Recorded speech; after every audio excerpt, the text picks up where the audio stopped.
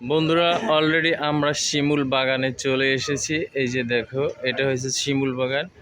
আর এখানেই সবাই ঘোরার জন্য ঢোকে। আর শিমুল বাগানে ঢুকতে গেলে আসলে পার পিস 50 টাকা করে টিকিট নেয়। দেখো সুন্দর আসলে। এদিকে আমাদের সফর সঙ্গী যারা আছে তারা কিন্তু অলরেডি এই যে সবাই টায়ার্ড ঘুরতে ঘুরতে। আসলে আমিও অনেক টায়ার্ড। দেখো এদিকে কি পরিমাণে টুরিস্ট আসছে, প্রচুর। যেহেতু কারণ আজকে গেছে, কালকে শুক্রবার গেছে, শুক্র শনিবার এখানে প্রচুর পরিমাণে টুরিস্ট থাকে। সো আসলে এই শুক্রবার বাদে যদি আপনারা কেউ আসতে চান, অবশ্যই টাঙ্গুয়ার হাওর শুক্রবার বাদে আসবেন, তাহলে একটু মানে রিল্যাক্সে ঘুরতে পারবেন, তাহলে জিনিসটা কি খুব ভালো হয়।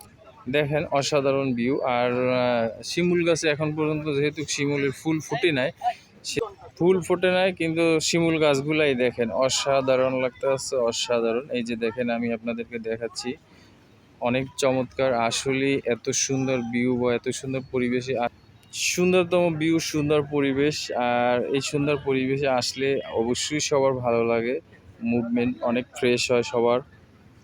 ঘুরতে আসলে আসলে সবারই মন ভালো থাকে। যেহেতু শিমুল বাগানে আসছি, আর তোমাদের ভিডিও দেখাবো না তা তো আর হয় না। সো এই যে দেখো, আমিও কিন্তু আছি অলরেডি শিমুল বাগানে। দেখো, আর ভিডিওটা সম্পূর্ণ ঘুরে ঘুরে নিচ্ছি। দেখো অসাধারণ বাগানটা, দেখো খুবই চমৎকার। এইটাই আর কি ঘোরা। আর এমন প্রচুর পরিমাণে ওয়েদার, অনেক গরম আর কি ওয়েদার।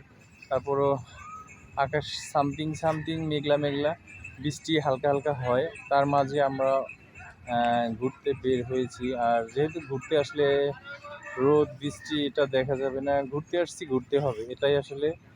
সো তোমরা সবাই ভালো থাকবা। আর অবশ্যই আমার ভিডিওতে বেশি বেশি লাইক কমেন্টস করবা। আর অনেকে আছে ফেসবুকে কি বলি, ফলো করে আনফলো করে, এই কাজটা কখনোই করবা না তোমরা। ভালো থাকবা, ইনশাল্লাহ নেক্সট ব্লগ আবার